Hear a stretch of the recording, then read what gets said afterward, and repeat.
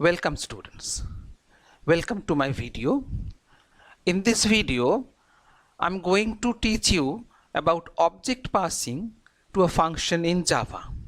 As you can see on the screen, I have noted down the concept of object passing. Let me read it for you all. In Java, as we do programs using object components of the programming in OOPs, we have an advantage of using object as a user-defined data type, and thus we can use the concept of passing object to functions in program. We generally use this concept in program where class is used as a composite data type. I hope you all know what is composite data type and you all have learned in class 10. So we need to work on those composite data type as a single unit, and there this feature of object-oriented programming is a benefit. Now let us see some examples of composite data type. First, what is a composite data type? We say that class is a composite data type. This is because class contains a set of data within itself as a data members and member functions that operate on the data. You know this one, this concept is encapsulation. Now whenever you create an object of a class, that object holds whatever defined in the class. That means the data members that is defined in a class is there in each and every object of that class. So whenever we work with an object or more than one object of that class, we are actually working on multiple set of data altogether. This is a composite data type. Now let us take some example. For example, date. Now when we work with date, we know date consists of three data: day, month, year. This one. Similarly, when it is time, it is hour, minute, second. Angle, degree, minute. Age, it is again year, month, day. You might have seen while filling up some forms, they ask the age as per a given date in year, month, day. Then height, feet and inch, distance, kilometer, minute, and so on. So let us move to the next page. Whenever we work on object, we will get all those data of that class in the object. Now object can be passed to a function in two ways. One, as a parameter. So when we pass an object to as a parameter to the called function, what happens? In this case, the receiving function will have one or more objects of a particular class as its parameter and work upon those set of data that are defined within that object. The caller function will pass the objects of that class in the function call statement. The second one, as a return type. Now when we send a return type of object to the caller function, in that case the call function will return an object of a particular class as a return value to the caller function, and the caller function need to have or has an appropriate object to hold that returned value. Now here you to keep in mind, in object passing, it is always call by reference or call by address concept is implemented. So if in the passing object, if you do any change, that means in the formal parameter, that will reflect back in the actual parameter also. Now let me take some real life. Suppose you have to find the age of a person on the given current date for filling up an application form. So what do you do? We subtract the date of birth from the current date.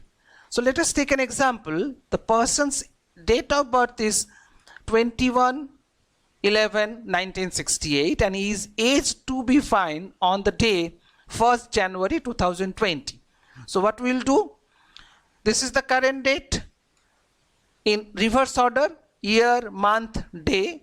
This is date of birth, year, month, day. We'll subtract. Now see over here, current day is smaller than date of birth day. So what we do? we add 30 to the current day and subtract 1 from the month. So thus it becomes 31 minus 21 becomes 10. Month already becomes 0. So it will take 12 from the current month as a borrow and 1 will be subtracted from the year. So it will become 12 month minus 11 becomes 1 month, and it will be 2019 minus 1968 becomes 51. So what happened? The age of that person on 1st January 2020 is 51 years, 1 month and 10 days. So what happened? Actually we are working here with a set of composite data type in the program. Let us take another example. I have to add 2 angles. Now we know the angle is in degree and minute. So one angle is given 25 degree 35 minutes, another angle 11 degree 20 minutes. So what we'll do? We need to subtract minute from minute, degree from degree, and we have to add minute with minute, degree by degree. So if in the final sum minute exceeds 60, we'll subtract it and degree will be increased by 1. Thus you get this as an answer. Now we'll proceed to the program code to show how it is work. So let us see here. This is the example what we are working on. So we have angle A, we have taken 25 degrees 35 minutes, angle B 11 degree and 45 minutes. So angle A I'm giving 25 degrees and 35 minutes. Done. One object I've created, angle A. Now I'm creating another object, object B, as 11 degree and 40 minutes. Now I have to add these 2 angles, so it should be created in the third one. So third one, let me declare this as C.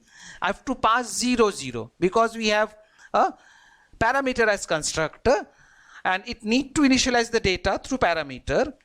So we have to pass 0 0 over here. Now you may ask question, why we have a default constructor, why need to pass 0 0?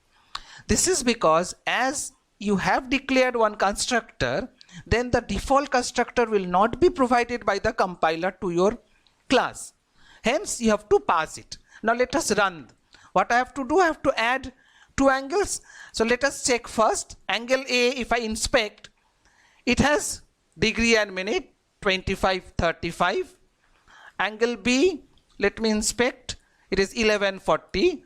And angle C, if I inspect it, so I'll get it 0 0. It's not initialized. Now what I'm doing angle C and doing void add angle A and angle B. So here I'm passing A and B. This A is the object A and object B. Okay. Now if I go for display, I'm displaying angle A. It is giving the value. Okay. 25 35. Let me close it. Now I'm doing angle B. If I display angle B, coming this one. Okay. Now I'm displaying angle C. So when angle C is displayed, so it becomes 37 degree and 15 minutes. Hope you have understood this function, how it is working. Now I'll proceed to the second part of this program, where my program is receiving one object as a return type. So when I'm receiving an object as a return type, what I'm doing, this angle is at a return type. Just compare it. In the previous it is void, here it is angle.